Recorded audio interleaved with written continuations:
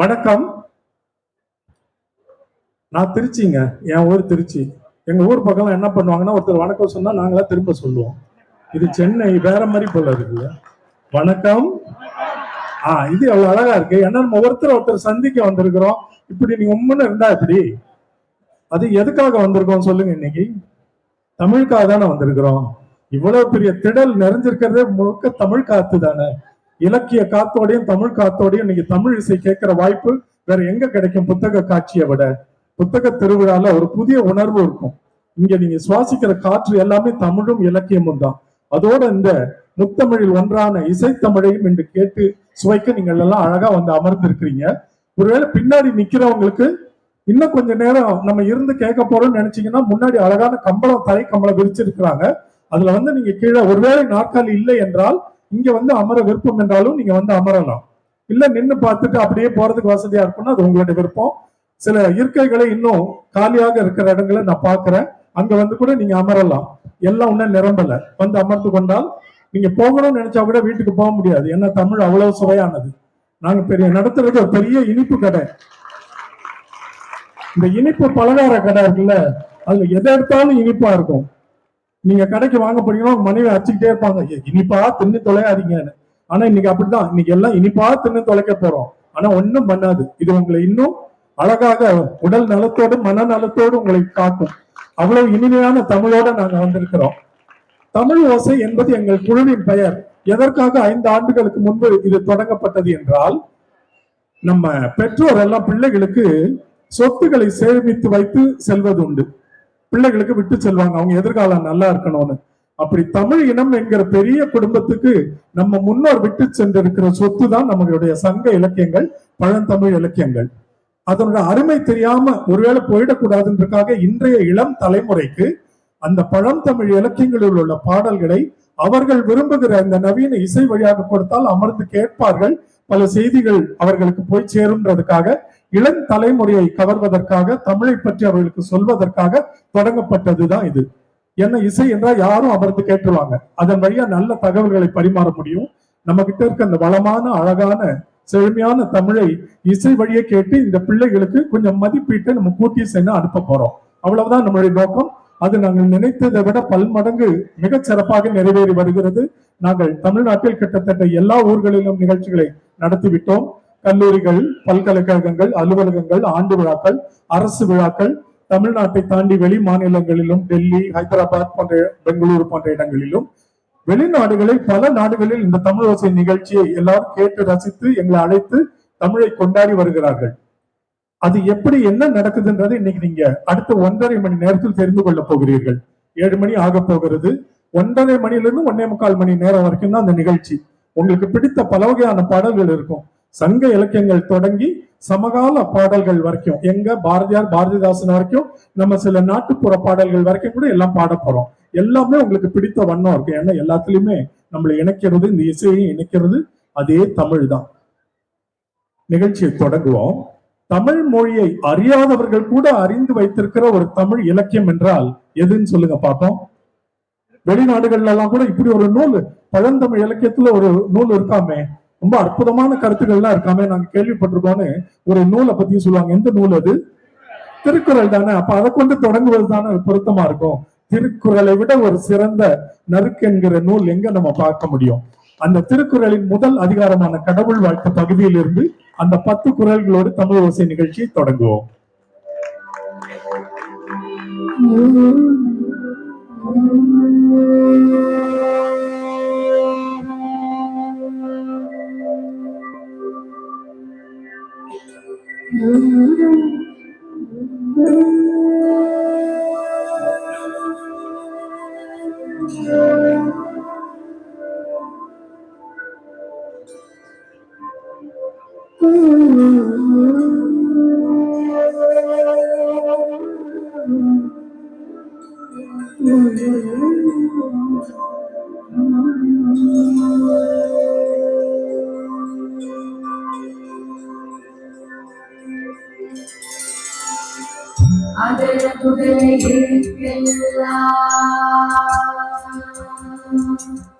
ஆதி பகவன் முதற்றே உலகு சிறு கதைகள் பேசி மனம் வாடி துன்பம் மிக உழன்று பிறர் வாட பல செயல்கள் செய்து நரை கூடி கிழப்பருவ மீதி கொடுங்கூற்றுக்கு இறையென பின் மாயும் பல வேடிக்கை மனிதரை போல நான் வீழ்வேன் என்று நினைத்தாயோ. சொன்னது யாருங்க? முண்டாசு கவிஞனுக்கு எல்லா ஊர்லயும் ரசிகர்கள். பெரும்புலவன் பாரதிய நூற்றாண்டு கடந்து நம்ம கொண்டாடிட்டு இருக்கோம். என்ன காரணம்? சாதி, மதம், இனம், மொழின்னு எல்லா வேற்றுமைகளையும் கடந்து ஒரு தேசத்துல எல்லாரும் அண்ணன் தம்பியா வாழணும்னு நினைச்சார்ல, அந்த பரந்த சிந்தனையும் அந்த பாமர மக்களுக்கும் கொண்டு போய் சேர்த்த எளிமையான மொழி நடையும் தானே. சமஸ்கிருதம், வங்காளம், ஹிந்தி, பிரெஞ்சு, ஆங்கிலம், துளு, தெலுங்குன்னு 8 மொழிகள்ல தனிப்புலமை பெற்றிருந்த பாரதி என்ன பண்றாரு? யாம் அறிந்த மொழிகளிலே தமிழ் மொழி போல் இனிதாவது எங்கும் காணோன்னு பாடுறாரு. செந்தமிழ் நாடெனும் போதினிலே இன்பத்தேன் வந்து பாயுது காதிலேன்னு பாடி பரவசம் அடைகிறாரு.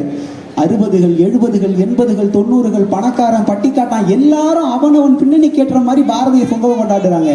முதல்ல 60களில் காவடி சிந்து பாணியில இதே பாடல் எப்படி இருந்திருக்கும் பார்க்கலாம்.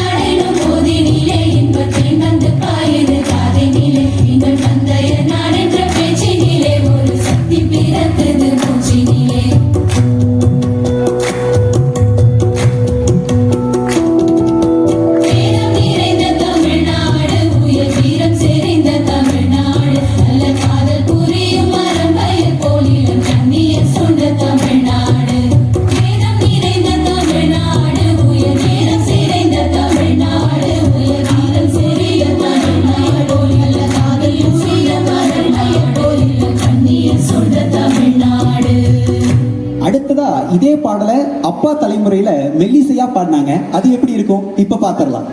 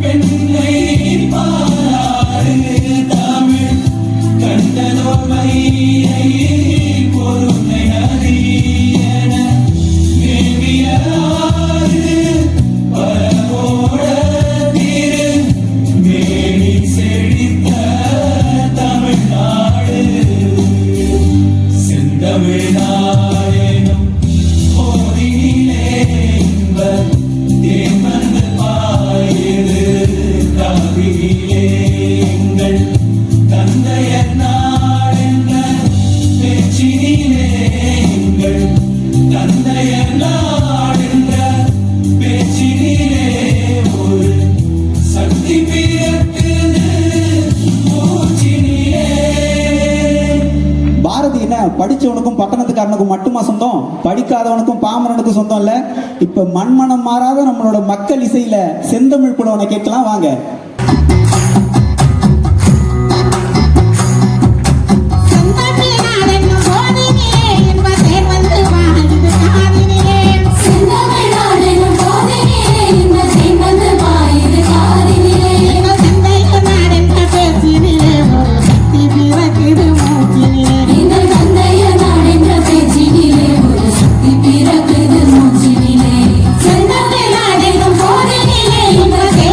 Bye.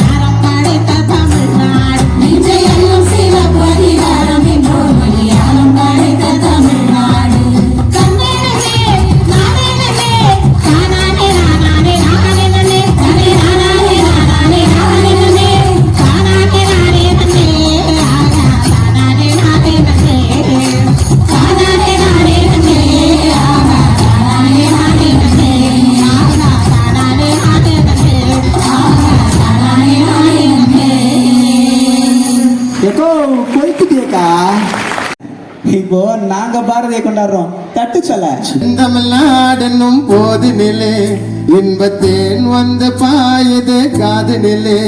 சொல்ல. செந்தமிழ்நாடென்னும் போதினிலே இன்பத்தேன் வந்து பாயுது காதினிலே. எங்கள் தந்தைய நாடென்ற பேச்சினிலே ஒரு சக்தி பிறக்குது மூச்சினிலே. எங்கள் தந்தைய நாடென்ற பேச்சினிலே ஒரு சக்தி பிறக்குது மூச்சினிலே. செந்தமிழ்நாடென்னும் போதினிலே இன்பத்தேன் வந்து பாயுது காதினிலே.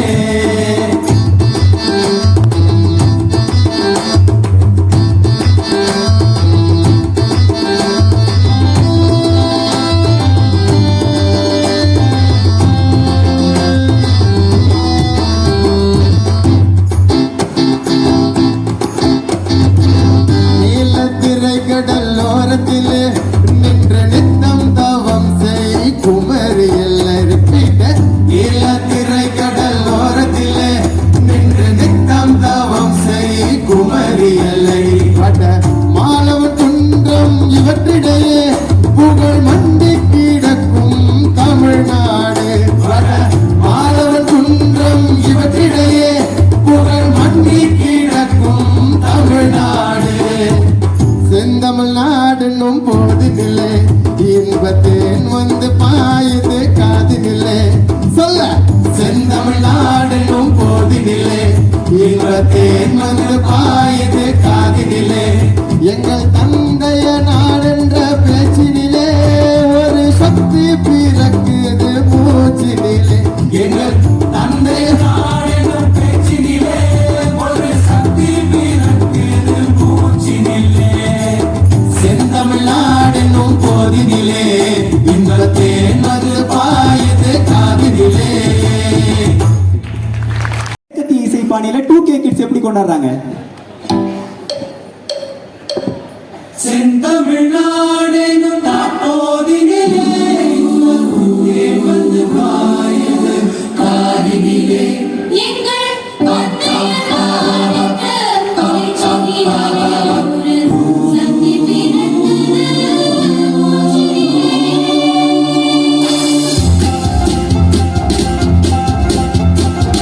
கல்வி சிறந்த தமிழ்நாடு, கம்பன் பிறந்த தமிழ்நாடு, கல்வியவாயின சாத்திரத்தின் நடம் பாய்ந்தும் பேசும் தமிழ் நாடு தமிழ்நாடு. செந்தமிழ்நாடு செந்தமிழ்நாடு இன்பம் செந்தமிழ்நாடு செந்தமிழ்நாடு.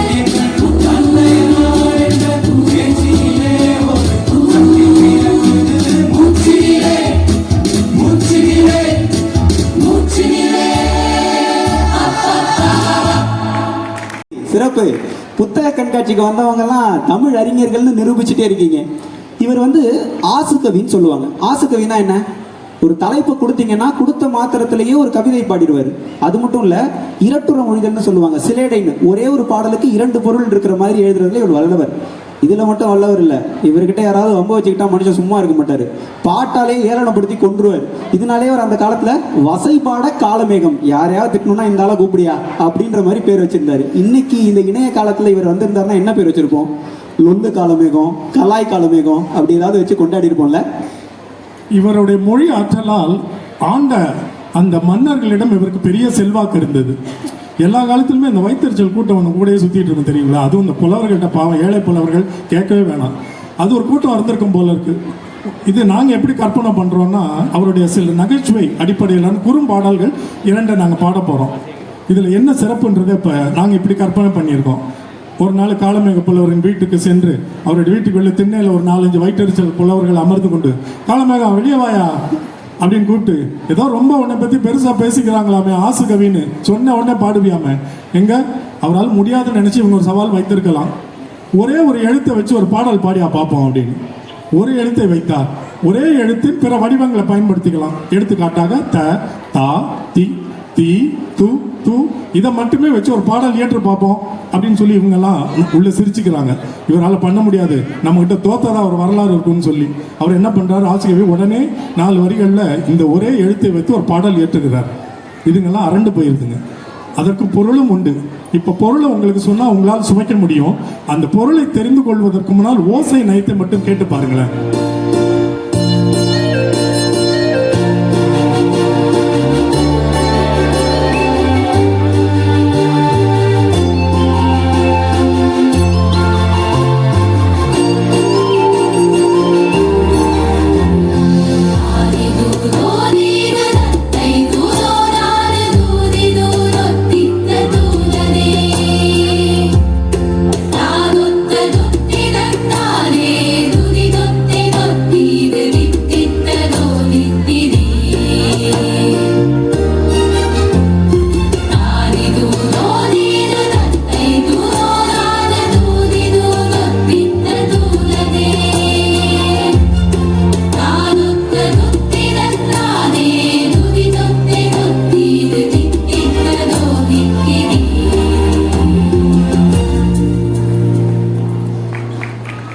எல்லா காலத்துலயும் இருக்கிற அதே பிரச்சனை தான்.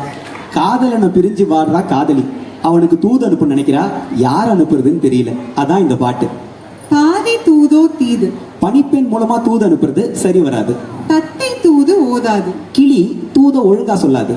தூதி தூது ஒத்தித்த தூததே, தோழி மூலமா தூது சொல்லலாம்னா தூது தாமதமாயிடும். தாது ஒத்த துத்தி தத்தாதே, பூவில் இருக்கிற மகரந்தங்கள் மாதிரியான தேமல்கள் என் மேனியில படராது. துதி துத்தை தொத்தீது, இறைவனை துதித்து வழிபடுறது கூட இப்போதைக்கு உதவாது. தித்தித்தது ஓதித்திது. இனிக்கிற காதலனோட பேரை ஓயாம மனசுக்குள்ள மந்திரம் மாதிரி சொல்றதுதான் இப்போதைக்கு ஒரே வழி. பொருட்சுவையோட பாடலை கேட்கலாம்.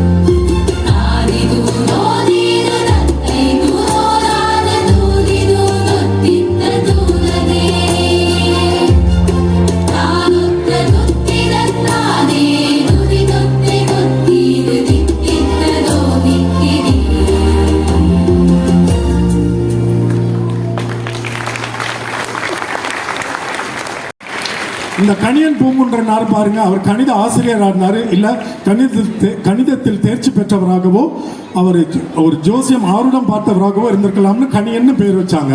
பூங்குன்றம் என்பது அந்த ஊரின் பெயர் அந்த காலத்துல. இன்னைக்கு அது சிவகங்கை மாவட்டத்தில் மகிபாலன்பட்டி என்ற கிராமமாக இருக்கிறது. அந்த ஊரை சேர்ந்ததால் பூங்குன்றனார். அவர் பேரும் நமக்கு தெரியல பாருங்க, கணியன் பூங்குன்றனார் என்று சொல்லி நாம் அவரை புகழ்ந்து பாராட்டி கொண்டிருக்கிறோம். அவருக்கு ஒரு முறை நம்ம கைத்தட்டி இந்த பாடலுக்கு நன்றி சொல்லிடுவோம். நீங்க தமிழராக இருந்தால் எங்களோட சேர்ந்து அசைய போறீங்க, அவ்வளவுதான். இதுல ஒன்றும் வற்புறுத்தெல்லாம் கிடையாது. தமிழ் என்னுடைய மொழி, என் இனம், எனக்கு பிடித்த மொழி. அதுவும் இந்த பாடல் அற்புதமான பாடல். நீங்க நினைச்சா எங்களோட சேர்ந்து அசைங்க. பாடலுக்கு போவோம். அந்த பாடலுக்கு பொருள், எல்லா ஊரும் என் ஊரு, எல்லா மக்களும் என் உறவினர். நல்லது கெட்டதும் பிறர் தந்து வர்றது கிடையாது. துன்பம் ஆறுதல கூட அப்படிதான். சாகிறது ஒன்றும் புதுசு இல்லை, எல்லோருக்கும் நேரிடுறது தானே. மகிழ்ச்சியான காலங்கள்ல வாழ்க்கையை கொண்டாடுறதும் இல்லை, துன்பம் வரும் காலங்கள்ல வாழ்க்கையை வெறுக்கிறதும் இல்லை. வெப்பமான மின்னலையும் குளிர்ச்சியான மழையையும் ஒரே வானம் தானே தருது. அதே மாதிரிதான் வாழ்க்கையில இன்பமும் துன்பமும். வெள்ளத்தோட போக்குல போகிற சின்ன படகு மாதிரி இயற்கையோட போக்குல போகிறது தான் வாழ்க்கை அப்படிங்கிறத நம்ம முன்னோர்கள் நமக்கு சொல்லி கொடுத்திருக்காங்க. அதனால பெரியோரை கண்டு வியக்கிறதும் இல்ல, சிறியோரை இகழ்றது நிச்சயமா இல்லை. இதுவே எம் தமிழர் வாழ்வு.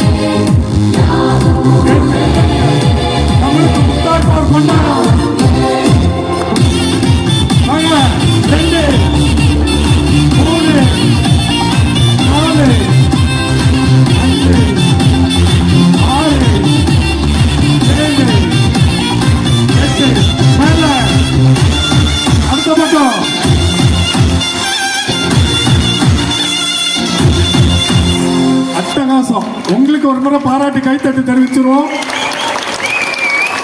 தமிழர்கள் எல்லாம் அமரலாம்.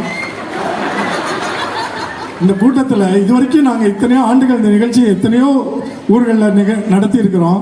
இது வரைக்கும் நான் இப்படி ஒரு தமிழ் ரட்சகனை கண்டதில்லை. அங்கே ஒரு தமிழ் இன தலைவன் இருக்கிறான், நடுவில் அங்கே ஒருத்தர் நின்றுட்டு இருந்தாரு.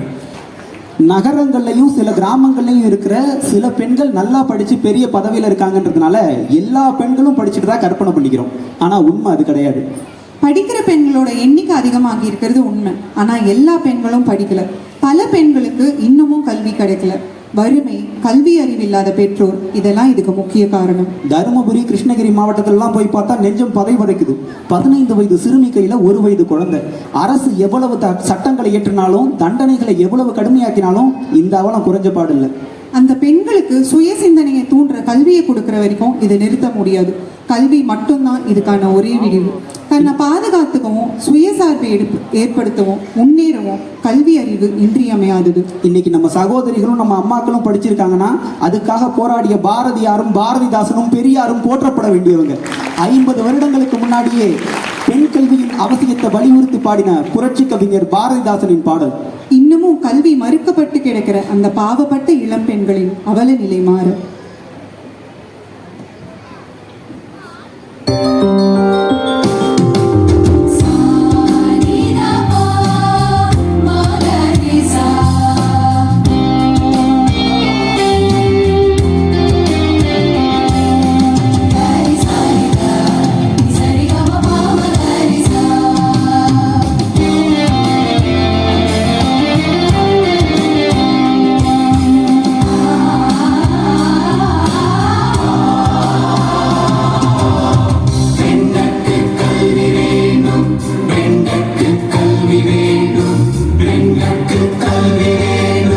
பெண்களுக்கு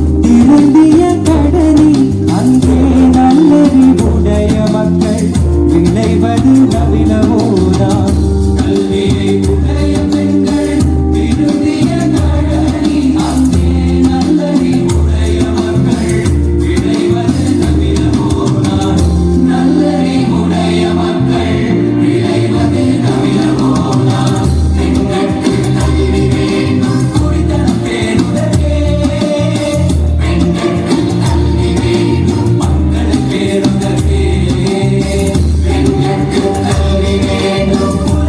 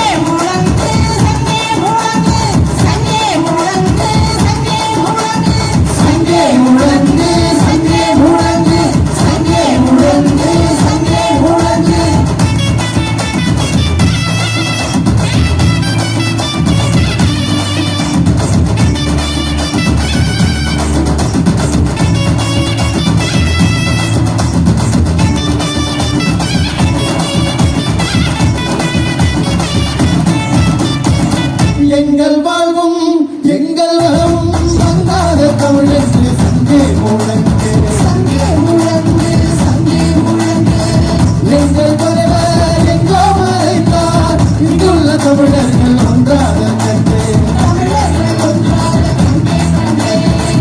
எங்கள் வாழ்வும் எங்கள் வளமும் வந்தாத தமிழென்று சங்கே முழங்கு எங்கள் தலைவர் எங்கோ மறைத்தார் இங்குள்ள தமிழர்கள் ஒன்றாக கண்டு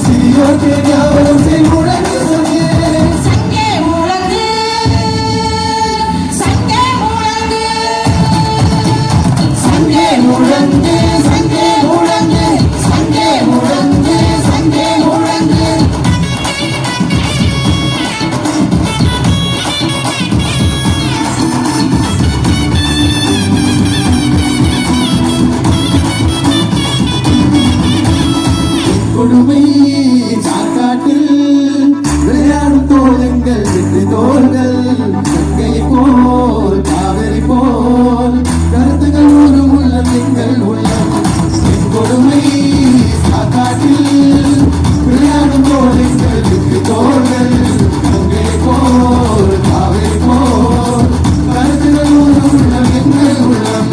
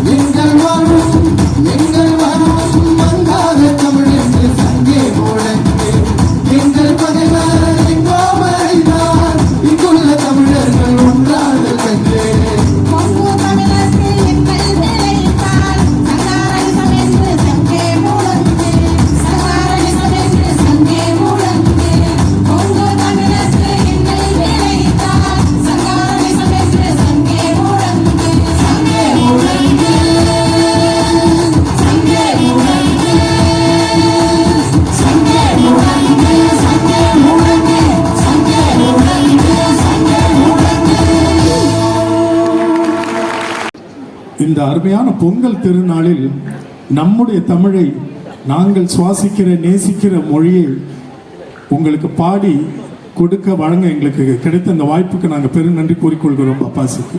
இவ்வளவு சிறப்பான தமிழர் திருநாளில் தமிழை நம்ம கேட்டு சுவைத்து கொண்டாடி மகிழ்கிற இந்த தருணம் நம்ம வாழ்க்கையில் கொடுத்து வைத்த தருணம் என்று சொல்லலாம். இன்னைக்கு தொலைக்காட்சியில் பொங்கல் திருநாளுக்கு எல்லா தொலைக்காட்சி திருப்பினீங்கனாலும் பொங்கலை ஒட்டிய பாடல்கள் ஒளிபரப்புவார்கள் இல்லையா? கேட்டிருப்பீங்களா? என்ன பாட்டு ஒளிபரப்புனாங்க சொல்லுங்க? மகாநதி படத்துலேருந்து ஒன்று வரும். அப்புறம் அது போட்டாங்களா? நம்ம நினைக்கிறோம் அவங்க போடுற மாதிரி இல்லை. மகாநதி பாட்டு போடுவாங்க. அதை விட்டா இன்னொன்று ஒன்று போடுவாங்க, தை பிறந்தால் வழி பிறக்கும்னு. அந்த ஃபிலிம்லாம் தேஞ்சு போய் மழை பெய்கிற மாதிரி இருக்கும், கோடு கோட்டா அதை போடுவாங்க. தமிழரா, நீண்ட நெடிய வரலாறு உள்ள இனமா, ஆனால் அவர்களுடைய தமிழர் திருநாளுக்கு பாட்டே இருக்காராம் தமிழ்நாட்டில். 2 பாட்டு. இதை வச்சு தான் 64லேருந்து அந்த பாட்டை ஓட்டிகிட்டு இருக்கிறாங்க. மகாநதி வந்து அது ஒரு 20-30 வருஷத்துக்கு மேலாச்சு. பாட்டே இல்லைன்னு ரொம்ப வருத்தமாக இருந்தது ஒரு இசை கலைஞனா எனக்கு. நான் அமெரிக்கா நகரத்தில் தமிழ் சங்கங்களின் கூட்டமைப்பின் தலைவராக இருந்த, இப்பொழுது ஆலோசகராக இருக்கிற திரு கால்வெல் வேல் நம்பியிடம் இதை பற்றி சொன்னேன். எனக்கு ரொம்ப இது ஒரு ஏக்கமாக இருக்குது. நம்ம ஒரு நல்ல பொங்கலுக்கான பாடலை உருவாக்கணும். நம்ம தமிழ் இனத்துக்கு அந்த பொங்கலின் சாராம்சத்தை எல்லாருக்கும் எடுத்து சொல்கிற மாதிரி நல்ல எண்ணம் நம்ம போவோம். இது யார் எழுதுனா சிறப்பாக இருக்கும்னு உங்களுக்கே தெரியும். இதை யார் எழுத முடியும்னு நினைக்கிறீங்க? அதனால நேராக அவரிடம் போனோம். போய் சொன்னோன்னே இப்படி ஒரு எண்ணம் இருக்கிறதுனே அருமையான யோசனை வசந்தன், நல்ல பாடலை எழுதி விடுவோம்னாரு கவியரசு வைரமுத்து அவர்கள். அட்டகாசமாக ஒரு பாட்டை எழுதி கொடுத்தாரு. இப்போ அந்த பாடலை பாட போகிறோம், கேளுங்க அந்த வரிகளை. ஒரு பொங்கல் பாடலை இவ்வளவு ஆழ்ந்து ஆராய்ந்து நம்ம தமிழினத்தின் அந்த சாரை அப்படியே கொடுத்திருப்பார். அட்டகாசமாக இருந்துச்சு. அதுக்கு நான் அதை இசையமைத்து உருவாக்கிய இந்த பொங்கல் பாடலை, தமிழர் திருநாள் பாடலை உங்களுக்காக நாங்கள் வணங்குகிறோம். நன்றி கால்வெல் வேல் நம்பி, நன்றி கவியரசு ஐயா.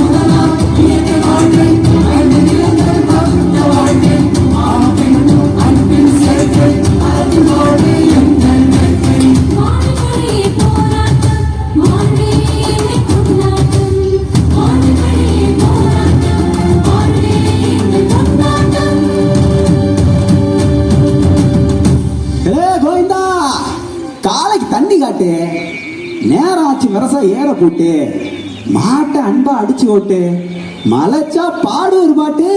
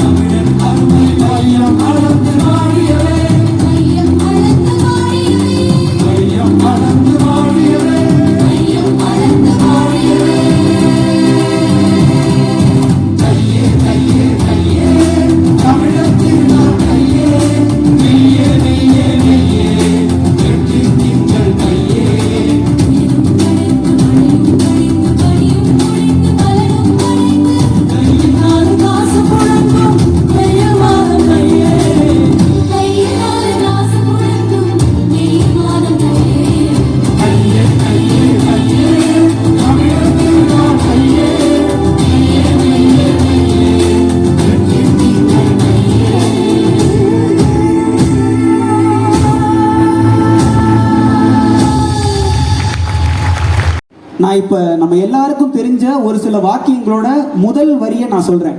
அந்த முழக்கத்தோட தொடர்ச்சியை நீங்க சொல்லுங்க. தமிழன் என்று சொல்லடா, தமிழன் என்றோர் இனம் உண்டு. இந்த ஆகச்சிறந்த முழக்கங்கள்லாம் நமக்கு கொடுத்தது யார் தெரியுமா? பாரதியாரா? சரி, நான் ஒரு குறிப்பு கொடுக்குறேன். அவரை நாமக்கல் கவிஞர்னு சொல்லுவோம். நாமக்கல் கவிஞர் வே ராமலிங்கனார். இவர் கவிஞர் மட்டும் இல்ல, ஓவியர், எழுத்தாளர், ஆசிரியர், பத்திரிகை ஆசிரியர், சமூக சீர்திருத்தவாதி, விடுதலை போராட்ட வீரர்னு பன்முகத்தன்மை கொண்டவர். இவர் தான் நம்ம தமிழ்நாட்டோட முதல் அரசவை கவிஞர். இவரை போற்றுகிற விதமா தான் நம்மளோட தலைமைச் செயலகத்துக்கு என்ன பேரு? நாமக்கல் கவிஞர் மாளிகை அப்படின்னு பேர் சூட்டியிருக்காங்க. இவர் ஒரு காந்திய கவிஞர். காந்திய கருத்துக்களை தன்னோட எழுத்துக்கள் மூலமா மக்களிடையே கொண்டு போய் சேர்த்தவர் இவர். 1930 விடுதலை போராட்டத்தில் ஒரு மிக முக்கியமான இயக்கம் ஒன்று நடந்தது. என்னது? உப்பு சத்தியாகிரகம். நம்ம சாப்பிட்ற உப்புக்கு வரி போட்டான், அதை எதிர்த்து காந்தியடிகள் தண்டியில யாத்திரை போனாரு. அப்போ மதுரையிலேருந்து வேதாரண்யத்துக்கு இங்க இருக்கிறவங்க யாத்திரை போனாங்க. அவங்களுக்கு வழிநடை பாடலாம் ஒரு பாடலை எழுதி கொடுத்தாங்க. என்ன பாடல் அது? கத்தி இன்றி ரத்தமின்றி. ஐயா, அந்த ஐயாவுக்கு ஒரு கைத்தட்டல் கொடுங்களேன். கத்தி இன்றி ரத்தமின்றி யுத்தம் ஒன்று வருகிறது, சத்தியத்தின் நித்தியத்தை நம்பும் யாரும் சேருவீர். என்ன சொல்றாரு? இது ஒரு அற யுத்தம், அறிவு யுத்தம். இதுக்கு கத்தியோ நீ ஒரு துளி ரத்தமோ சிந்த தேவையில்ல, உண்மை உன் பக்கம் இருந்தா போதும், நீ தான் வெல்ல போறன்னு. அந்த அற வழிக்கு, அற போராட்டத்துக்கு இப்ப போலாமா?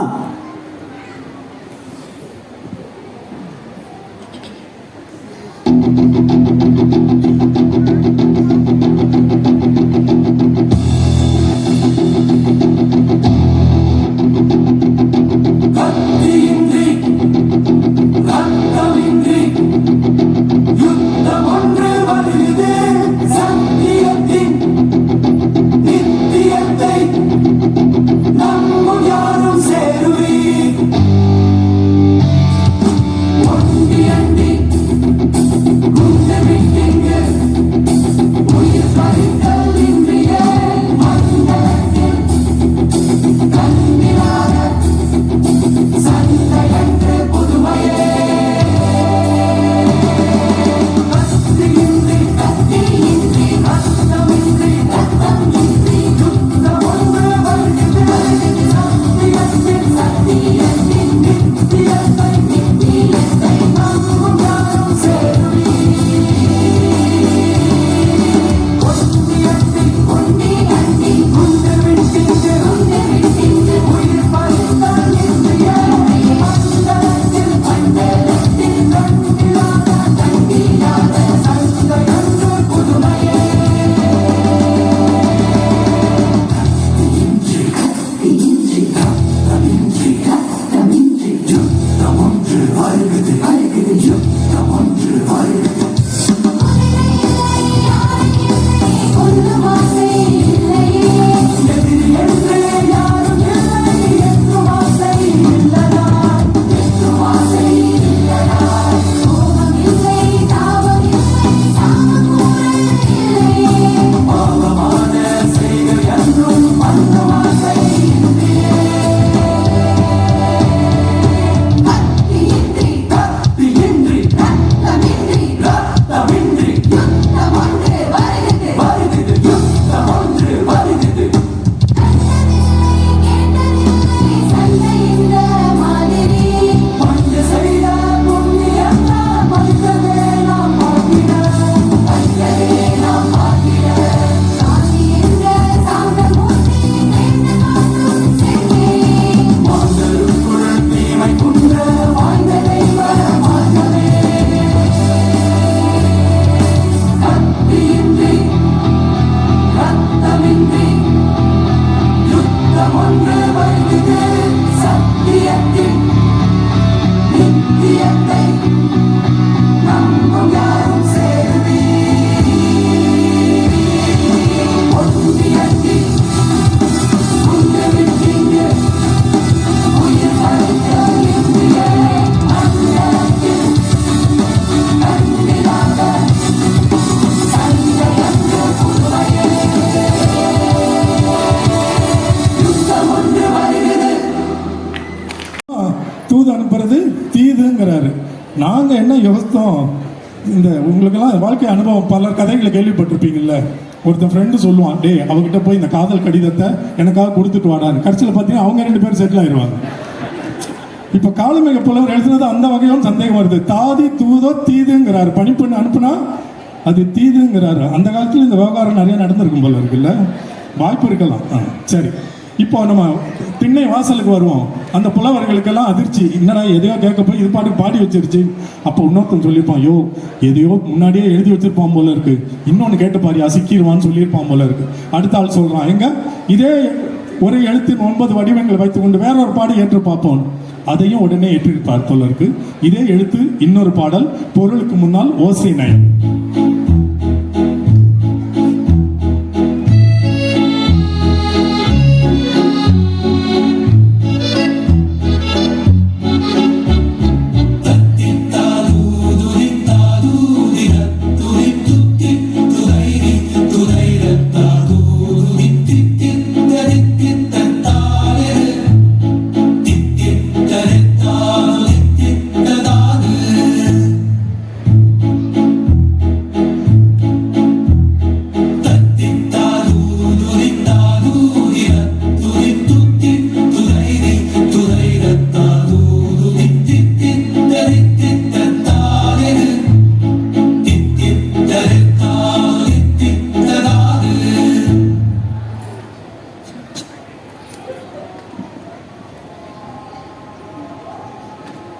பூவிலிருந்து தேனை குடிச்சிட்டு போற வண்டை பார்த்து கேட்கிற மாதிரி புலவர் இந்த பாட்டை அமைச்சிருக்காரு. தத்தி தாது ஊதுதி, தத்தி தாவி பூவுல இருந்து தேனை குடிக்கிற, தாது ஊதி தத்துதி, தேனை குடிச்சிட்டு திரும்பவும் தத்தி தாவி போற, துத்தி துதைதி, துத்தி அப்படின்னு ஓசை எழுப்பிக்கிட்டே போற, துதைது அத்தாது ஊதுதி, திரும்பவும் அடுத்த பூவுல இருக்கிற தேனை குடிக்கிற, தித்தித்த தித்தித்த தாது எது? இதுல எந்த பூவுல இருந்த தேன் மிகவும் இனிப்பா இருந்துச்சு? தித்தித்தது எத்தாதும் தித்தித்த தாது. எல்லா பூவுல இருக்கிற தேனும் இனிப்பா இருந்தாலும் இதுல எந்த பூவுல இருந்த தேன் மிகவும் இனிப்பா இருந்ததுன்னு சொல்ல அப்படின்னு புலவர் வண்டை பார்த்து கேட்கிறார். இப்ப பொருட்சுவையோட இந்த பாடல கேட்கலாம்.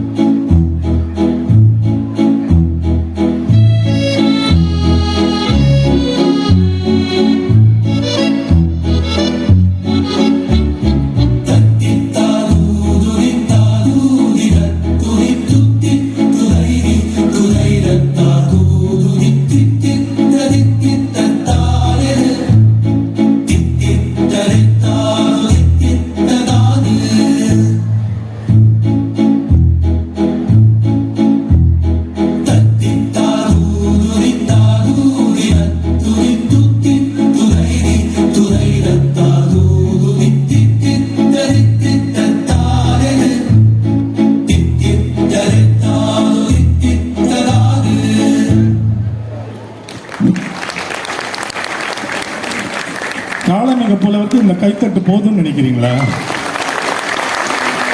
சரி, அவருடைய மொழி ஆற்றலுக்கு இந்த பாராட்டு. இந்த நம்ம மொழியை பற்றி என்ன நினைக்கிறீங்க? இப்படி ஒரு எழுத்தின் ஓசையை வைத்து பிற ஏதாவது மொழிகள் இந்த மாதிரி ஏற்ற முடியுமா? நீங்க கொஞ்சம் விசாரிச்சு பாருங்களேன். நமக்கு தெரியல, நான் முடிந்த வரைக்கும் பலரிடம் கேட்டிருக்கிறேன். இப்போ இங்கிலீஷில் நம்ம நாப்பெரழ்ச்சி தொடர்கள்லாம் இருக்க, தமிழில் இருக்க மாதிரி இங்கிலீஷில் பெட்டி பாட்டர் பட்டர்லாம் சொல்லுவாங்கல்ல, அது ஆரம்பிக்கிறது மட்டும்தான் பிபின்னு இருக்கும், உள்ள எல்லாம் இருக்கும். அப்படி ஒரே எழுத்தின் வடிவங்களை வச்சு வேற மொழியில் இது சாத்தியமா அப்படின்னு நீங்க விசாரிச்சு பாருங்க. நம்ம யாமறிந்த மொழிகளிலேன்னு பாரதியார் சொல்லுவார்ல, அவர் படித்த 7-8 மொழிகளை வச்சு அழகா ஒப்பிட்டு சொன்னார். உலகத்திலே கிடையாதுன்னு எப்பவுமே நம்ம அப்படி பொறுப்பற்று பேசக்கூடாது. அதனால நான் உங்ககிட்ட சொல்றேன், போய் விசாரித்து பாருங்க பிற மொழிகளில் இந்த சாத்தியக்கூறுகள் உள்ளனவான். மலையிடை பிறந்து மாந்தர் தொகை எழுந்து உலகின் இருளை போக்கும் ஆற்றல் பெற்ற அரிய சக்தி 2 மட்டுமே. ஒன்று செங்கதிர், மற்றது செந்தமிழ் அப்படின்னு தமிழ் மொழியை தண்டி அலங்காரம் போட்டுருது. இந்த மாதிரி தமிழ் மொழியோட சிறப்புகள் 1-2 ஏராளம், சொல்லிக்கிட்டே போலாம். இப்படி எவ்வளவோ சிறப்புகள் இருந்தாலும் வேற எந்த மொழிக்குமே இல்லாத, நாம இதுவரைக்கும் உணராத ஒரு தனிச்சிறப்பு நம்ம மொழிக்கு இருக்கு. அது என்ன தெரியுமா? எல்லா மொழிகள்லயும் பாடல்கள் எதை பத்தி எழுதுவாங்க?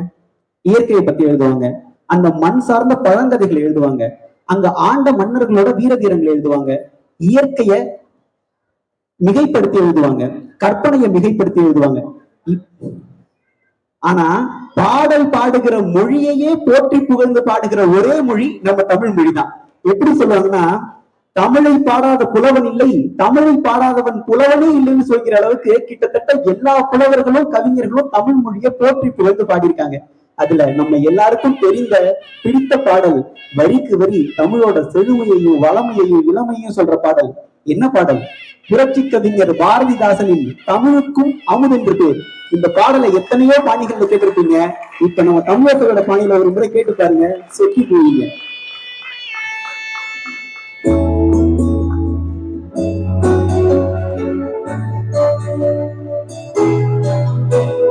தமிழுக்கும் அமுதென்று பேர், அந்த தமிழெங்கள் உயிர்க்கு தமிழுக்கு நிலவென்று பேர், இந்த தமிழெங்கள் சமூகத்தின் விளக்கு தமிழுக்கும் அமுதென்று பேர், அந்த தமிழெங்கள் உயிர்க்குமே தமிழுக்கு நிலவென்று பேர். பழந்தமிழ் சமூகத்துல போலி வள்ளல் ஒருத்தர் இருந்தான். வள்ளல் தெரியும், அதெல்லாம் போலி வள்ளல்னு நினைக்கிறீங்கல்ல. இப்ப நம்ம ஒரு திரைப்படத்துல கூட வடிவேலு சொல்லிட்டு திரிவார்ல, நானும் ரவுடிதான், அந்த மாதிரி நானும் வள்ளல் தான் சொல்லிட்டு தெரிஞ்சவர் இவர். ஏன்னா இவர் ஊரே தன்னை பற்றி பெருமையா பேசணும்னு நினைச்சாரே ஒழிய எவனுக்கும் ஒரு சல்லி காசு கொடுத்து யாரும் பார்த்ததும் கிடையாது, கேட்டதும் கிடையாது. இப்ப ஒரு முறை ஒரு தந்திரம் பண்றான். இந்த ஊரே தன்னை பற்றி ஏதாவது பேசணும் புகழ்ந்துன்னு சொல்லி ஒரு அறிவிப்பு செய்யறான். என்ன அறிவிப்புனா, 4 கோடி பாடல்களை ஏற்றி வருபவருக்கு 1000 பொற்காசுகள்னு ஒரு அறிவிப்பு விடுறான். அந்த சின்ன ஊரே திகைக்குது. 1000 பொற்காசுகளா? அது சரி, ஆனா 4 கோடி பாடலை ஏற்றக்கூடிய அளவுக்கு இங்க மொழி ஆற்றல் எவனுக்கு இருக்கிறது அப்படின்னு இவங்க எல்லாம் பேசிக்கிறாங்க, புலம்புறாங்க. அப்படியே இருந்தாலும் அதை பாடி முடிக்கிறதுக்கு இந்த வாழ்நாளே போதாதேன்னு திகைக்கிறாங்க. இப்படி கலங்கி போயிருக்க நேரத்துல அந்த ஊர் பக்கம் நம்மளுடைய நாயகி வருகிறார். யாரு? அம்மா ஔவையார் வராங்க. அது வந்தா இவனுக்கு இப்ப இந்த போலி வள்ளலுக்கு மனசுக்குள்ள திடீர்னு ஒரு கலக்கம். இது எங்கடா இந்த நேரத்துல இந்த ஊருக்கு வந்தது? அப்ப இந்த செய்தியை போய் இந்த ஏழை புலவர்கள்லாம் ஔவை கிட்ட சொல்ல, ஔவை சொல்லிச்சான் அவங்கிட்ட போய் அந்த 4 கோடி பாடலையும் நானே பாடுறேன்னு சொல்லு. இப்ப இவனுக்கு கலக்கம். இது ஒருவேளை பாடி பிடிச்சுனா, சேச்சே 4 கோடி பாடலை பாடுறது அவ்வளவு எளிதா? அப்படியே முடிஞ்சாலும் இந்த பாடி முடிக்கிறதுக்குள்ள இன்னைக்கோ நாளைக்கோ இருக்கு, இது போய் சேர்ந்துரும், வர சொல்லு பார்க்கலான்னு சொல்லிடுறாரு. அந்த தமிழ் அவையும் கூடுகிறது. ஔவையும் வந்து விடுகிறாள். எல்லாரும் அமைதியாய் காத்திருக்கிற அந்த தருணம், ஔவை அமைதியாக எழுந்து நிற்கிறார் அந்த பாடலை பாட. அவையில் அப்படி ஒரு அமைதி. எந்த அடிப்படையில? ஆர்வத்தின் காரணமாக. 4 கோடி பாடல் எப்படி இருக்கும், எவ்வளவு நீளமா இருக்கும், இந்த நெடும் பாடலை பாட எத்தனை நாட்கள் ஆகும், இப்படியெல்லாம் பல எண்ணங்களுக்கு இடையில ஆர்வமா அமைதியா காத்திருக்கும் பொழுது எழுந்த ஔவை அந்த பாடலையும் பாடி முடித்து விடுகிறார். இப்ப அந்த போலி வள்ளல் எந்திரிச்சு கூச்சலிடுறான், கதறான். இல்ல இல்ல, இது 4 கோடி பாடலே இல்ல. அப்ப அந்த தமிழ் அவையே கூடி விவாதிக்கிறது. மக்களும் பேரறிஞர்களும் சான்றோர்களும் சேர்ந்து இது 4 கோடி பாடல் தானே, இதுல என்ன ஐயம்னு சொல்லி தீர்ப்பு வழங்க அந்த போலி வள்ளல் 1000 பொற்காசுகளை கொடுத்து விட்டு அன்னைக்கு ஊரை விட்டு ஓடினவன் தான். அது ஒரு புறம் இருக்கட்டும். ஔவை அந்த 4 கோடி பாடலை பாட அவையில் எழுந்து நின்ற பொழுது பெரிய ஆர்வம் ஒண்ணு வந்தது இல்லை. இது எப்படிதான் இருக்கும் இந்த பாடல்னு. அந்த ஆர்வம் இப்ப உங்களுக்கு இல்ல? அது எப்படிதான் இருக்கும்னு. அந்த 4 கோடி பாடலை 4 நிமிடங்களில் இப்பொழுது நீங்கள் கேட்க இருக்கிறீர்கள்.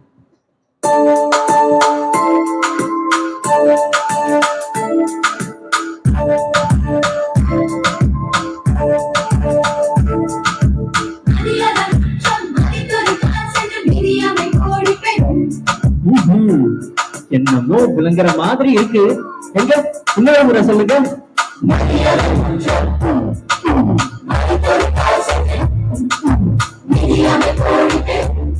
நம்ம வாசல்ல நீட்டிக்காமல் இருப்பது கோடி பேர். என்ன சரியா? அடுத்தது சொல்லுங்க. உபசரியாட்டம் அறையில் உண்ணாமை கோடி பேர். மறுமுறை சாப்பிடுங்க சாப்பிடுங்க என்று நம்மை உபசரிக்காதவர் வீட்டில் உண்ணாமல் இருப்பது கோடி பேர். என்ன சரியா? ஆனா கிழமை கொஞ்சம் மோசக்காரியா தான் இருக்கு.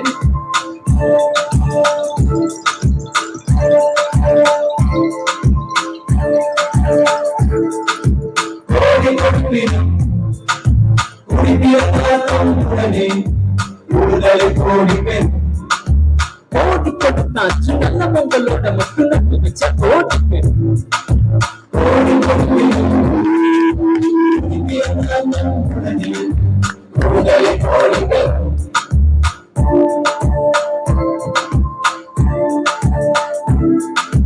கோடானு கோடி கொடுப்பினும் தன்னுடை நாம் கோடாமை கோடி பேர். கோடானு கோடி கொடுப்பினும் தன்னுடை நாம் கோடாமை கோடி பேர். கோடானு கோடி கோடி பேர். மிதியாமை உண்ணாமை கூடுதல் கோடாமை. இதுல ரெண்டு விஷயங்களை கவனிக்கணும். விதியை மதியால் வெல்லலாம்னு சொல்லுவாங்க. ஆனா இன்னொருவனுடைய மதியை தன்னுடைய மதியால் வென்றவர் ஔவையார். அவங்க என்ன எதிர்பார்த்தான், 4 கோடி பாடல் ஒருத்தரும் பாட முடியாதுன்னு அவன் தந்திரம் பண்ணா. இந்த அம்மா எப்படி அதை விளக்குச்சு? 4 கோடி பாடல் தானே, இப்ப நீங்க ஏத்துக்கிறீங்களா இல்லையா? அன்னைக்கு சான்றோர் அரங்கை ஏற்றுக்கொண்டது 4 கோடி என்னன்னு தெரியுமா? மதியாதர் வாசல் மிதியாமை, அது மிதிக்காம இருந்தா 1 கோடிக்கு சமானம்னு. சாப்பிடுங்க சாப்பிடுங்கன்னு அழையாதவர் வீட்டில் நுழையாதேன்னு தமிழ் சமூகம் சொல்லி வளர்த்திருக்கா. அப்படி கையை நினைக்காம இருந்தா அது 1 கோடிக்கு சமானம் இந்த அம்மா சொல்லுது. 3வது என்ன சொல்லுது? இது வரைக்கும் உண்ணாமை நுழையாமை மிதியாமை சொல்லுது இல்ல, அதெல்லாம் எதிர்மறை. இதை நேர்மறையா சொல்லுது. 3வது, நீ தவறான நண்பர்களோட சேராம இருந்தா 1 கோடிக்கு சமானம் இல்ல, நல்குடி பிறந்தவரோட சேர்ந்தா உனக்கு 1 கோடி சமானம்னு நேர்மறையா சொல்லுது. 3 கோடி ஆச்சா? 4வது கோடி யாருன்னு சொல்றவங்களுக்கு ஒரு புத்தகம் பரிசு. சொல்லுங்க பாப்போம். 4வது அம்மா, கோடானு கோடி கொடுப்பினும் தன்னுடை நான் கோடாமை கோடி பெறும். நான் கோடாமைன்னா சொன்ன சொல் மாறாமை. கோடாமை 1 கோடிக்கு சமானம். யாராவது சொன்னீங்களா? என் கூட சேர்ந்துதான் நீங்க ஜால்ரா பட்டீங்க. எனக்கு முன்னாடியே சொல்லிட்டீங்களா? வாங்க ஐயா, பப்பாசில இருந்து ஒரு புத்தகம் பரிசா கொடுங்க. இது என்ன ஏதோ மேட்ச் பிக்சிங் மாதிரி இருக்குன்னு நினைச்சுக்கிறீங்களா? இல்ல பாப்போம். ஐயா வாங்க. இந்த பாடல் உங்களுக்கு முன்னாடியே தெரியுமா? வாங்க. மணிகண்டன், நம்ம ரெஸ்டாரண்ட் மேனேஜராக பாருங்க, உணவகத்தின் மேலாளர் தமிழ் ஔவையாருடைய அந்த அழகு பாடலை தெரிஞ்சு வைத்திருக்கிறார். அவருக்கு ஜெயகாந்தன் ஐயாவுடைய இந்த புதினம். மகிழ்ச்சியா, நன்றி. நீங்கள் சென்றா பண்ணலாம். இப்ப நம்ம கேட்க போறது கலித்தொகையிலிருந்து ஒரு பாடல். நம்ம நிகழ்ச்சியில உட்கார்ந்து இருக்கவங்க எல்லாம் பார்வையாளர்கள் கிடையாது, பங்கேற்பாளர்கள். இப்போ உங்களுக்கு ஒரு கேள்வி. இந்த கலித்தொகை 8 தொகை நூல்கள்ல இடம்பெற்றது. 8 தொகை நூல்கள் என்னென்ன? அந்த 8 தொகை சொல்லுங்க. நற்றிணை, குறுந்தொகை, ஐங்குறுநூறு, 10 பரிபாடல், கலித்தொகை, அகநானூறு, புறநானூறு. என்ன சொல்றீங்க? அகநானூறு, புறநானூறு. சிறப்பு. இந்த தொகை ஒரே ஒரு குறுக்கீடு மன்னிக்கணும். அங்க ஒரு பாப்பா ஆர்வமா 14 கீழ்கணக்குன்னு சொன்னா, நம்ம அவளுக்கு சரியான தகவல் சொல்லி அனுப்பலன்னா அது அப்படியே பதிஞ்சிரும் மனசுல. இன்னைக்கு சொன்னோம்னா வாழ்க்கைக்கு மறக்காது. 14 கீழ்கணக்கு நூல்கள் சங்க இலக்கிய நூல்கள் அல்ல. அவை சங்கம் மருவிய காலத்துது. சங்க காலம்னா எதுன்னு அடிப்படையா சும்மா தெரிஞ்சு வச்சுக்கோமே. நம்ம கிமு கிபி அல்லது பொது ஊழி ஆண்டு முன்பின் சொல்றோம்ல, அந்த பக்கம் 300 ஆண்டு, இந்த பக்கம் 300 ஆண்டுங்க. இந்த 600 ஆண்டு தான் சங்க காலம். இந்த திருக்குறள் 14 கீழ்கணக்கு நூல்கள்லாம் சின்ன சின்ன குறும்பாடல்கள்ல அவையெல்லாம் 14 கீழ்கணக்குல வரும், சங்க இலக்கிய நூல்கள்ல வராது. அதை தெரிஞ்சு வச்சுக்கோங்க பாப்பா. 14 மேல் கணக்கு மட்டும்தான் சங்க இலக்கியம். கீழ்கணக்கு சங்கம் மருவிய காலம், அதற்கு பிந்தைய காலம். இப்ப நம்ம கேட்க போற கலித்தொகை பாடலை எழுதினவர் புலவர் நல்லந்தூனார். நாம தெரிஞ்சுக்க வேண்டிய 9 பண்பு நலன்களை இந்த பாடல சொல்றாரு. என்ன அந்த 9? எண்ணிக்கிட்டே வாங்க என் கூட. ஆற்றுதல், இல்லாதவங்களுக்கு கொடுக்கிறது. போற்றுதல், கூட இருக்கிறவங்களை கடைசி வரைக்கும் பிரியாம இருக்கிறது. பண்பு, ஊருடன் ஒத்து வாழுதல். அன்பு, கூட இருக்கிறவங்க மேல சினம் கொள்ளாம இருக்கிறது. அறிவு, அறிவில்லாதவர்கள் சொல்வதை பொருட்படுத்தாம இருக்கிறது. செறிவு, செறிவு என்னன்னு சொல்லுங்க பாப்போம். சொன்னாங்களே கோடாமை, சொன்ன சொல் தவறாம இருக்கிறது தான் செறிவு. நிறை, உங்களுக்கு யாராவது ரகசியம் சொன்னா அந்த ரகசியம் காப்பது. முறை, உங்களுக்கு வேண்டப்பட்ட ஒருத்தவங்களே தவறு இழைத்திருந்தாலும் தவறுன்னு தெரிந்திருந்தா அதற்குரிய தண்டனையை பெற்று தருவது. 9வது பொறை, உங்களுக்கு வேண்டப்படாத ஒருத்தவங்க உங்களை பத்தி தவறா பேசியிருந்தா அதை பொருட்படுத்தாம பொறுமை காப்பது. இந்த சிறந்த 9 பண்பு நலன்களையும் இப்ப பாடலா கேட்கலாம் வாங்க.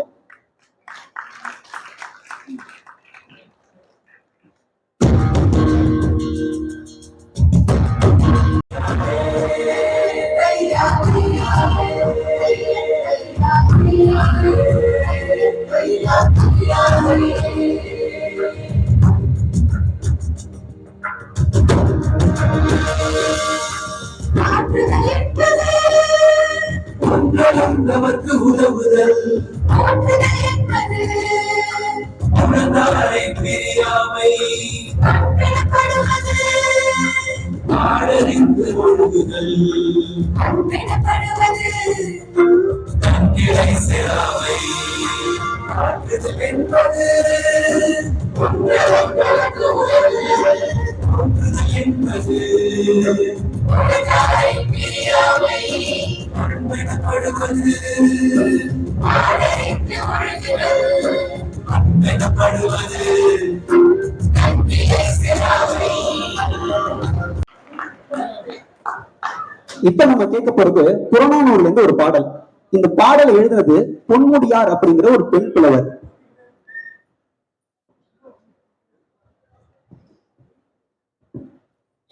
புறநானூர்ல இருந்து ஒரு பாடல். புறநானூறு அப்படிங்கிறது ஒரு புலவரால் எழுதப்பட்ட நூல் இல்ல, பல காலங்கள்ல வாழ்ந்த பல புலவர்களால எழுதப்பட்ட நூலோட தொகுப்பு. சரி, எதை அடிப்படையில் தொகுக்கிறாங்களோ அந்த அடிப்படையில பேர் வரும். புறத்திணை அடிப்படையில தொகுத்தா அது புறநானூறு, அகத்திணை அடிப்படையில தொகுத்தா அகநானூறு. புறத்தினா என்ன? வீரம், போர், கொடை, சமூக வாழ்க்கை, இதெல்லாம் புறத்திணை. இப்ப நம்ம கேட்க போறது வீரம் பத்தின ஒரு புறநானூற்று பாடல். ஒரு மன்னனை எதிர்த்து இன்னொரு நாட்டு மன்னன் படையெடுத்து வரான். அப்படி படையெடுத்து வரும்போது என்னோட ஆற்றலை துச்சமா நினைச்சுதானே எனக்கு மேல படையெடுத்து வந்திருக்க, உனக்கு என்ன தைரியம் இருக்கும் அப்படின்னு மன்னன் வெகுண்டு விடுறான். அந்த வகையில சோழன் நலங்கிள்ளி எழுதின பாடல் தான் இது. சோழன் நலங்கிள்ளியோட மனநிலை எப்படி இருந்திருக்கும் பார்க்கலாம். என்னுடைய நாடு வேண்டும் என்று என் காலில் விழுந்து கேட்டால் என் நாட்டையும் தருவேன், ஏன் என் உயிரையும் தருவேன்.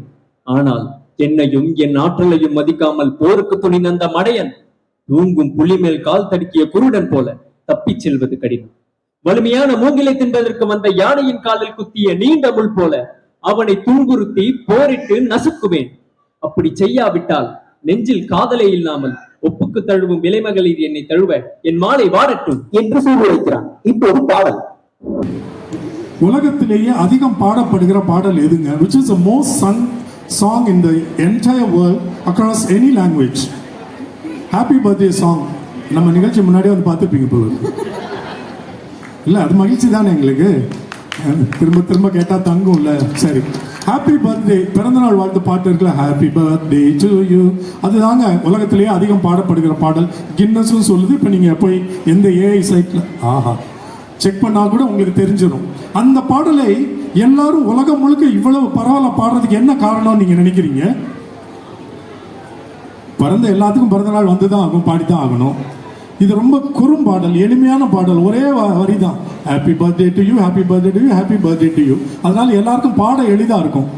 ஆமா, இப்ப நம்ம ஊர்ல இந்த பாட்டு எங்க ஏற்றப்பட்டதுன்னு உங்களுக்கு தெரியுமா? எந்த நாட்டுல ஏற்றப்பட்டது, எந்த மொழியில்? இங்கிலாந்துல. இங்கிலீஷ்காரன் இல்லையா, அவன் பிள்ளைங்களுக்கு வாழ்த்துறதுக்கு பாடினான். ஆனா தமிழ்நாட்டிலையும் 2600 ஆண்டுகளுக்கு முன்னாடி மொழிக்கு இலக்கணம் எழுதிய தொல்காப்பியரை கொண்டு இருக்கிற மொழியும் இங்கிலீஷ்ல தான் பாடுது. இல்லை, நம்ம பிள்ளைக்கு இன்னைக்கு வரைக்கும் நம்ம பிள்ளைகளுக்கும் பேர பிள்ளைகளுக்கும் இங்கிலீஷ் ஹாப்பி பர்த்டே போட்டு தான் வாழ்த்து சொல்லிட்டு இருக்கோம். இது அவன் கேட்டால் மகிழ்வான். அது பாவம், ஏதாவது பெரிய பழைய மொழியா, அதனால் ரொம்ப பழசா போயிடுச்சு போல இருக்கு, மறந்துட்டாங்க, அதனால் நம்ம மொழி இரவல் பாட்டு தான் பாடிட்டு இருக்காங்கன்னு அவன் சந்தோஷப்படுவான். ஆனால் நமக்கு கொஞ்சம் ஒரு நாணம் இருக்கணும்ல.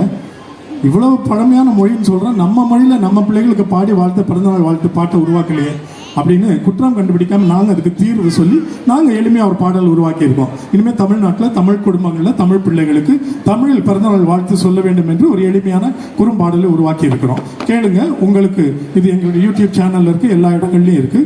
நீங்கள் உங்கள் குழந்தைகளுக்கு இதை முதல்ல போட்டுட்டு அப்புறம் எந்த மொழியில் வேணாலும் பாடிக்கலாம் இல்லையா? இப்போ இந்த பாட்டு, இப்போ இந்த ஜனவரி மாதம் 2026, இந்த ஜனவரி மாதம் முழுக்க தங்களுடைய பிறந்த நாட்களை கொண்டாடுகிறவர்கள் எழுந்து நில்லுங்க, உங்களை நாங்கள் தமிழில் பாடி வாழ்த்த போகிறோம். உங்க வாழ்க்கையில இது வரைக்கும் கிடைக்காத ஒரு பிறந்தநாள் வாழ்த்து, தமிழில் யாரும் உங்களை வாழ்த்திருக்கவே முடியாது. எழுந்து நில்லுங்க. முதல் தேதியிலிருந்து 31ஆம் தேதி வரைக்கும் கடைசி வரையில் நிற்கிறவங்க, அங்கே நிற்கிறவங்க யாராவது இருந்தீங்கன்னா கை தூங்க. உங்க கை பார்க்குற 2 கை 3, பின்னாடி விளக்கு கம்பத்துக்கிட்ட ஒரு 5 கை ஆடுது, பரவாயில்ல, எல்லாம் அப்படியே நில்லுங்க. உங்களுக்காக தமிழ் பிறந்தநாள் வாழ்த்து பாடல்.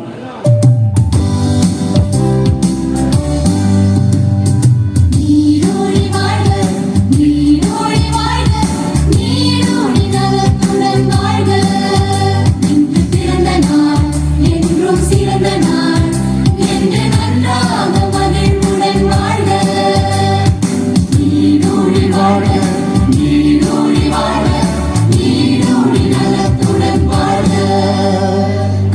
அவங்களுக்கு பிறந்தநாள் வாழ்த்துக்கள் சொல்லிருங்க. பாடலுக்கு வந்து விடுகிறோம். அதற்கு முன்னால இந்த வாய்ப்பை, இந்த மேடையை அமைத்து தந்து இந்த தமிழை இசையின் வழியாக எல்லாருக்கும் கொண்டு போய் சேர்த்து விட முடியாதா என்கிற ஏக்கத்தோடும் ஆதரவோடும் இந்த வாய்ப்பை நல்கிய பப்பாசி தலைவர், செயலாளர், உறுப்பினர், அந்த நிர்வாக குழு சேர்ந்தவர்கள் எல்லாருக்கும் எங்களுடைய மனமார்ந்த நன்றியை தமிழ் ஓசை குழுவின் சார்பாக தெரிவித்துக் கொள்கிறோம். கைத்தட்டி ஒரு முறை பப்பாசிக்கு நம்மளுடைய நன்றிகளை தெரிவித்துக் கொள்வோம். சென்ற ஆண்டு இந்த மேடையில் நாங்கள் பாடினோம். இந்த ஆண்டு அந்த வாய்ப்பை உருவாக்கி தந்திருக்கிறீர்கள். நீங்கள் என்ன நினைவில் வச்சுக்கணும்னா, நீங்கள் அமர்ந்து கைத்தட்டி கேட்டு போகிறதில்ல. அந்த ஸ்ரீராம் முதல்ல சொன்ன மாதிரி இது பங்கேற்பாளர்கள் இருக்கிற நிகழ்ச்சி. ஏன்னா இது நம்ம மொழி, நம்ம இலக்கியம், நமக்கு தெரிந்த பாடல்கள் இசைப்படுத்தினது மட்டும்தான் நான். இப்போ இந்த குழுவை தொடங்கிய பொழுது என்னென்ன பாடலை எங்கேருந்தெல்லாம் தேர்ந்தெடுக்கணும், எனக்கு பெரிய தமிழ் இலக்கியத்திலலாம் பெரிய அறிவு கிடையாது. பல தமிழ் ஆசிரியர்களை, அறிஞர்களை, ஆய்வாளர்களை சந்தித்து அந்த பாடலில் நாங்கள் எடுக்கிற பாடல்களில் அரசியலோ பக்தியோ இதையெல்லாம் தவிர்த்து நல்ல இலக்கிய சுவை உள்ள சமூக நெறி ஒரு கருத்துக்கள் உள்ள பாடல்கள்லாம் எடுக்கணும்னு பலருடைய அறிவுரையின் பேரில் இந்த பாடல்களை எல்லாம் தேர்ந்தெடுத்து அதற்கு இசையமைக்கிறதுக்கு நான் ரொம்ப சிரமப்பட்டேன். நீங்கள் கேட்ட அத்தனை பாடல்களும் இந்த இலக்கியத்துக்கு நான் இசையமைத்து உருவாக்கிய மெட்டுகளும் இதுதான். மிகப்பெரிய சவாலாக இருந்தது. எந்த விதத்திலும் வார்த்தைகள் சேர்ந்து விடாமல், பிரிந்து விடாமல், நொறுங்கி விடாமல் இதை அப்படியே கொண்டு போய் சேர்க்கணும்னு நாங்கள் முயற்சி செய்து உருவாக்கின பாடல்கள். அப்புறம் இது கொஞ்சம் பழந்தமிழ் சொற்களாக இருக்கனால கேட்ட உடனே விளங்காது.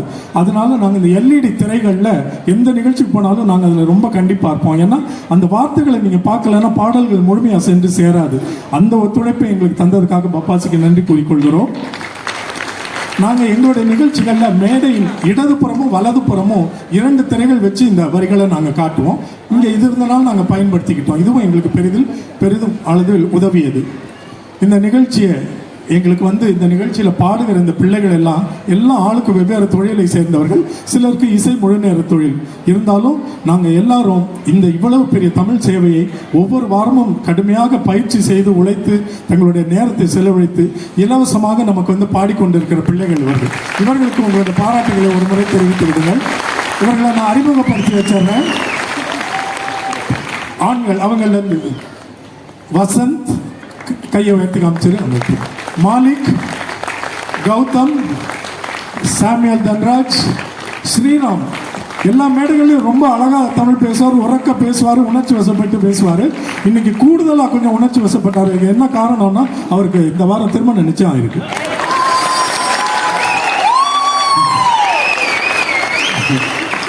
ஒரு பெண் சிக்கிவிட்டாள். அப்புறம் ராதிகா, மீனாட்சி, வினிதா, ஷாரன், தர்ஷா, முகில், மயூரி. எங்கள் குழுவின் தலைவர், அந்த ஒலி எல்லாம் அமைக்கிறவர், கலவை இசையில் எனக்கு உதவி எல்லாம் விபின் பாஸ்கர். கொஞ்சம் வெளிச்சத்துக்கு வந்திருக்கோம்.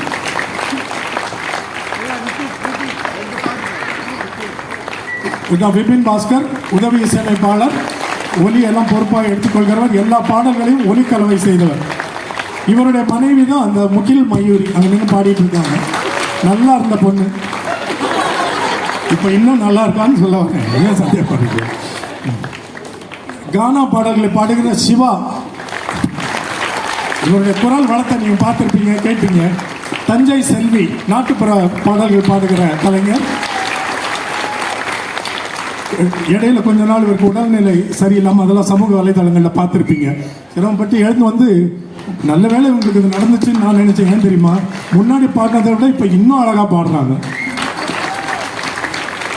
இவங்க யாருன்னா, நான் தான் இவங்க திரைப்படத்தில் முதல்ல பின்னாடி பாடிக்க ஒரு பாடல் இவங்களை அறிமுகப்படுத்தின. மைக்கை கொடுங்க. இது என்ன பாட்டு பாடினீங்க? அந்த பாட்டு உங்களுக்கு தெரியுமான்னு பார்ப்போம்.